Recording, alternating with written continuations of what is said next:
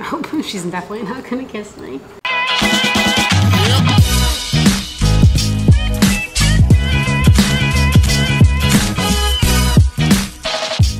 Good morning, YouTube. What's up, guys? I hope you're safe and healthy and happy and doing okay. I'm not gonna lie, I'm kind of tired. And just when I feel like I'm tired and want to do an easy run, fast shoes show up at my door and it's like I have no choice. So as you might have guessed, another fast super shoe showed up at my door last week, and I'm finally gonna put it to the test today for all of you. It's another Hoka shoe. It's been kind of a Hoka week. We did the full review of the Clifton 7. That's out now. Go check it out. And now today I have their brand new carbon fiber plated shoe. And that is the Hoka Rocket X. So yeah, I'm gonna put this shoe to the test today to the best of my ability, and we're gonna talk all about my experience in it. What do you think? Oh, you just want to eat the camera. Oh boy. Let's get these laced up, shall we?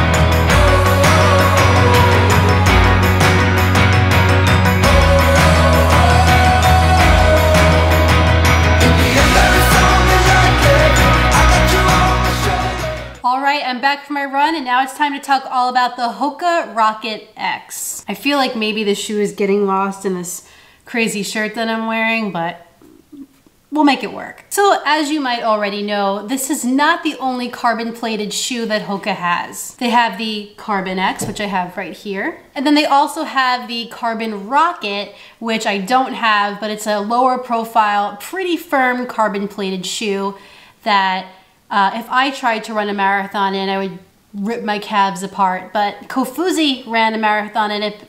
He's superhuman, so. But anyway, I think those two shoes were Hoka's first attempts to really dive in to the carbon plated super shoe market. And I don't personally think they really hit the mark with the Carbon Rocket, but the Carbon X was a step closer, a step in the right direction. Still, it was kind of bulky and heavy, and the foam really wasn't too exciting. But then, at the Olympic marathon trials in February, we saw Alafine, who won the Olympic marathon trials for the women. She was wearing a new shoe from Hoka that had not been on the market. And that is the Rocket X right here. And I'm here to tell you that it is a good shoe. It is a competitor to the other super shoes out there, but I'm kind of on the fence about it. I'm kind of mixed about the whole thing. I guess I'll try to formulate my opinion as I go along here, but I'm not really sure, and I think that's okay. Do I think this shoe is better than the Carbon X? Absolutely. Do I think it's better than the other super shoes on the market? Some of them, but not really if you're comparing to some others. Before we get started today, I do want to let you guys know that this shoe was provided to me by Running Warehouse. However, they're not going to see this video before you. Hoka's not going to see this video before you. And all my opinions are my own, whether you like them or you don't. let's dive right into the specs. So the Rocket X is a unisex shoe. On their website, it says that this shoe is 7.4 ounces for what I think is a men's size 9. And when I weighed the shoe on my own, which is a 10.5, equivalent to a 10.5, it was 7.7 ounces. So we're pretty good. We're in that 7-ounce range, which I think you really need to be in if you want to be a competitor with those other shoes. I'm not too sure of the exact measurements from heel to toe, but what I do know is that it's a 5mm drop. And I don't know. I don't know if I can really say this is true to size. And we're going to talk about why right now. Hoka is using an open mesh upper designed to provide comfort and breathability. There's no question about it, this shoe is absolutely breathable. The perforations in the material are pretty large and air has no problem passing through. We also don't really have a ton of overlays here. I kind of alluded to this before, but the sizing of the shoe is a bit strange for me. It fits around the midfoot, but in this toe box area, I have some extra length. I wouldn't say that it's a half size too big. I think that would be a little over dramatic, but it's definitely enough to feel like this shoe is a little bit large for my foot. And I think another issue that I was experiencing because of that was there's a lot of puckering in this upper when I put this shoe on. I'm forced to use the last loophole because I have some heel slipping just because it's longer. And I really have to cinch these laces down to get a proper fit, and it, like I said, it just causes some puckering here. It's not uncomfortable, but it is something that I noticed. I just don't think this upper is super dialed in. The toe box isn't the only thing that's long on this shoe. What else is long? The laces. Hold on, let me untie them. Okay, so if I don't use the last loophole, these are how long the laces are. It's crazy, but they stay tied. I have no problems with that. The Carbon X, the laces would come untied for me quite a bit. So I do think overall it's an improvement. The tongue is pretty flat, doesn't offer a ton of padding, but it does have 2 wings that are connected to the Strava board of this shoe. It did give me a good lockdown. We have some padding around the ankle collar and a pretty sturdy heel counter. Another thing that I do want to point out for you guys about this shoe is that if you have a wide foot, this might not be the best option. I have a narrow foot, so I don't have a problem. In fact, it fits pretty nicely with my foot, but a narrow foot's not the only kind of foot type out there. Some people do have wide feet, believe it or not. And I just feel like this would be kind of uncomfortable for them. Hokas are kind of notorious for having a narrow toe box, and it's kind of the case here too. You know, even though I do have my gripes about this upper, I do like it somewhat. I like the material of it. It kind of reminds me of the Hoka Tracer. Remember this shoe?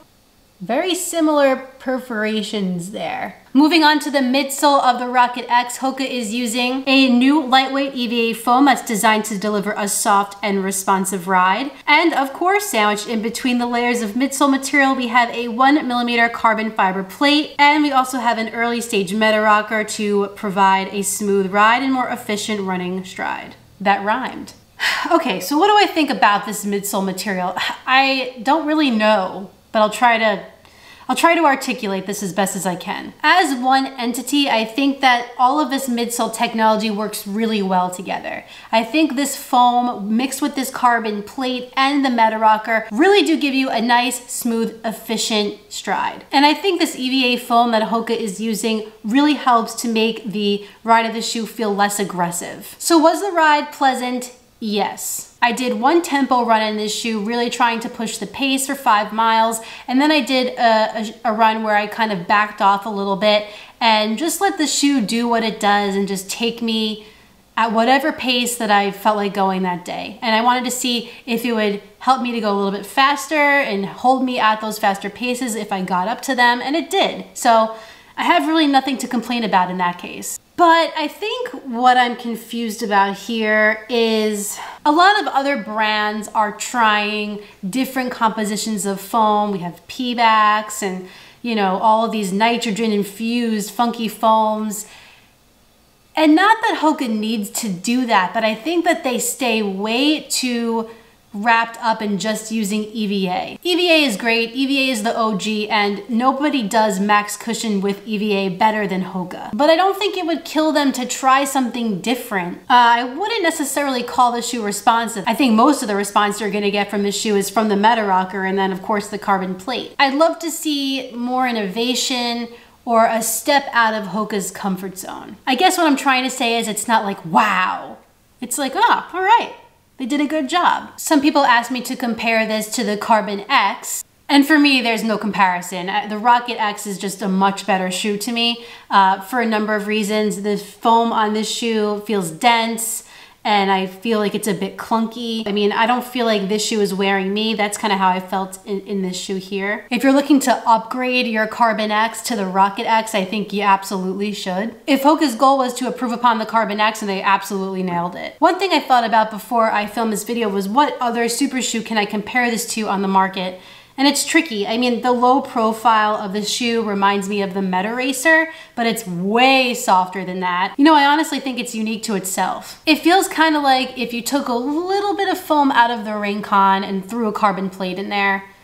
Maybe it's kind of like that. Did I like it? Yes. Was I wowed by it? No. If we turn this shoe over, you'll see that Hoka is using rubber in the forefoot and some in the heel, with of course exposed midsole material in the midfoot. I don't have too many miles in this shoe yet. The traction pattern is holding up just fine. And I was actually pretty impressed with how great this rubber gripped onto surfaces. On the 2 days that I took it out, it was pretty dry outside, but like I said, it gripped onto everything perfectly fine. I had no issues with slipping, even on sandier surfaces. I say this in pretty much every Hoka review that I do, but I love that Hoka just puts rubber in the forefoot and in the heel of the shoe, because that Meta Rocker technology, especially mixed here with the carbon fiber plate, promotes a forefoot running stride, so you don't really need a ton of material in the midfoot. I think I've always been a pretty big fan of Hoka's outsoles. The Hoka Rocket X will be available on runningwarehouse.com in approximately November, so we have a little bit of a ways to go. And to be honest with you, I'm not exactly sure of the price point yet. As soon as the shoe is available, whether it's for pre-order or just plain available on Running Warehouse's website, I will put a link in the description of this video so you can pick up your own pair.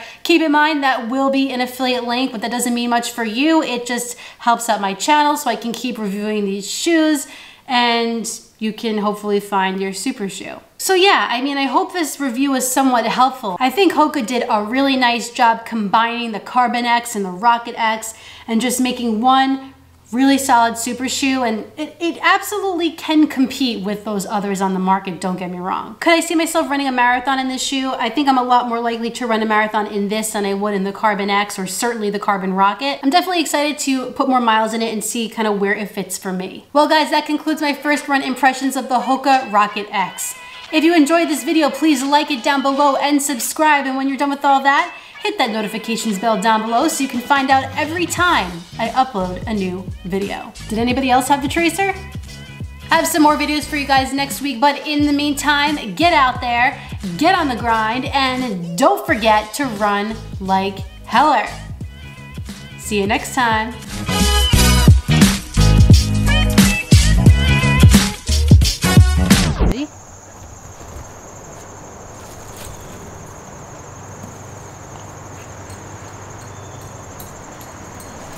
Good girl.